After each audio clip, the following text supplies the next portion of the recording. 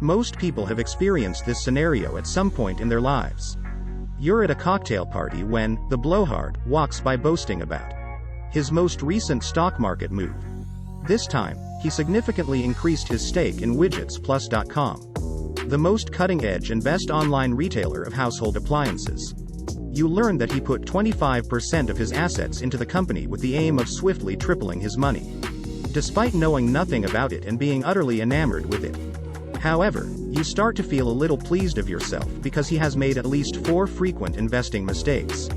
The blowhard at home made the subsequent 4 errors in addition to 4 more just for fun. In this video, we will discuss 12 common investment mistakes made by the beginner investors. Before starting, don't forget to like and subscribe to our channel for more future updates. So let's start. Number 1. Not investing. Holding off on making an investment is the most frequent error new investors make. Unfortunately, most of us won't be able to save enough for retirement because it is so expensive without a lot of assistance from the stock market. Imagine starting to put away $250 each month at the age of 25 and continuing to do so until you are 65 and ready to retire. If you kept that money in a savings account with no interest, you would only have $120,000 when you retire. You probably won't have it for very long, which is unfortunate.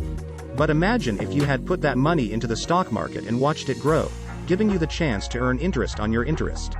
The Securities and Exchange Commission, SEC, estimates that historically, the stock market has produced an annual return of 10%. You would retire with more than $1.4 million if you made a $250 monthly donation. The same amount of money you have put in over the course of your life could be greatly increased by investing in the stock market as opposed to a non-interest-bearing account. Number 2. Buying shares in a business you don't understand. Another error is when investors go into the most recent, hot sector even when they have no prior expertise of the business or industry. If you don't do enough research, especially if you don't know the company's financial situation, you face the danger of losing your hard-earned money. However, you have a built-in advantage over most other investors when you research and understand a business and its industry. Number 3. Putting all of your eggs in one basket. When you put all of your financial eggs in one basket, a single bad thing might ruin your entire portfolio. By diversifying your holdings, you can lower risk and the likelihood that your entire portfolio will suffer if one item performs poorly. You can diversify your investment portfolio by owning a range of stocks, bonds, and real estate. For instance, the bond market may perform well and assist you in minimizing your equity investment losses if the stock market crashes.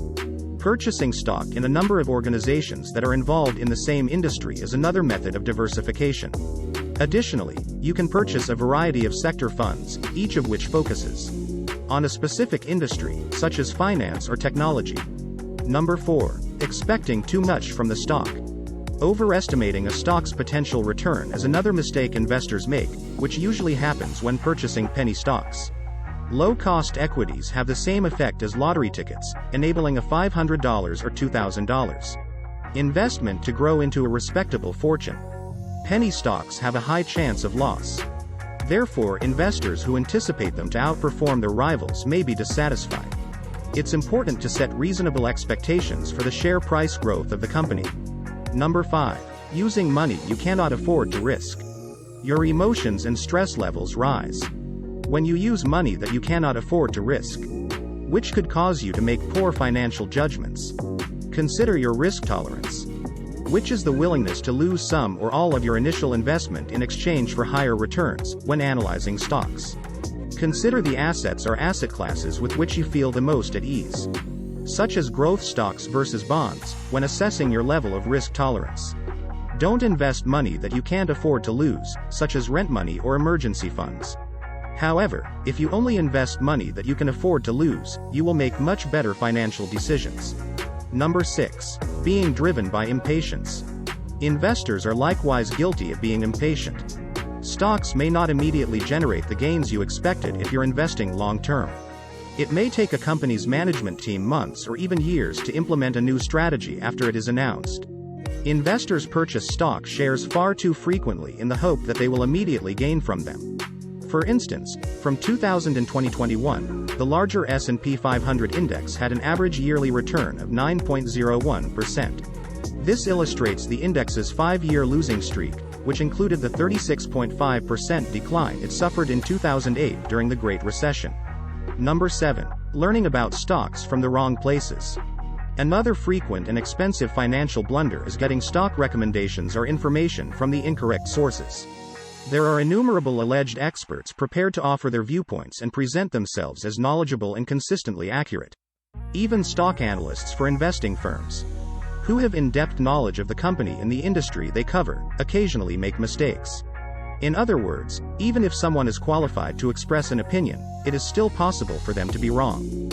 If you're seeking for general investment advice or direction, government-sponsored websites and charitable organizations are frequently a smart place to start. A financial advisor is another individual who could help you with the procedure. Number 8. Following the crowd. Another financial blunder is copying other investors, which usually takes little to no study and only imitates what other investors are doing. The majority of people put off learning about investments until they have already found success. Price increases of 2 to 3 times in a certain stock are frequently highlighted by the mainstream media as hot takes.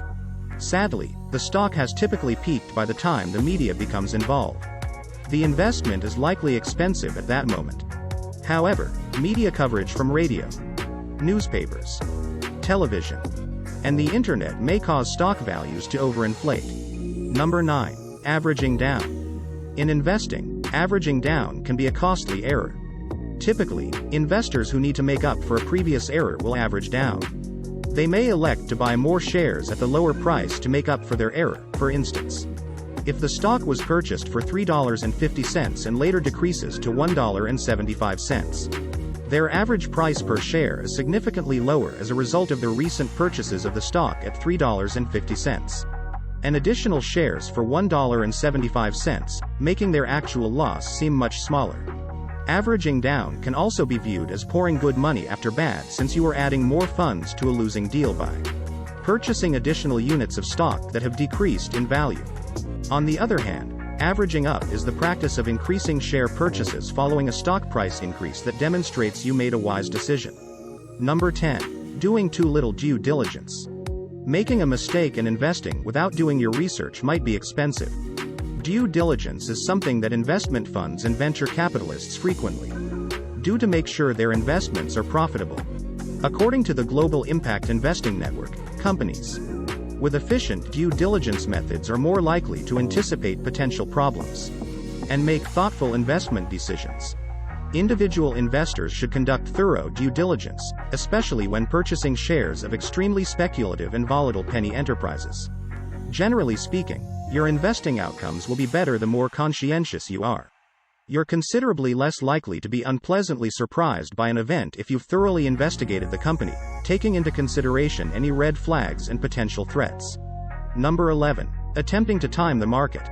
Returns are also harmed when you try to time the market. It can be challenging to time the market correctly. Even institutional investors frequently have difficulty becoming successful in their endeavors. The returns on American pension funds were the focus of a well-known study by Gary P. Brinson, L. Randolph Hood, and Gilbert L. Bieboer in Determinants of Portfolio Performance. According to this analysis, 94% of the change in returns over time can be attributed, on average, to the choice of the investment policy.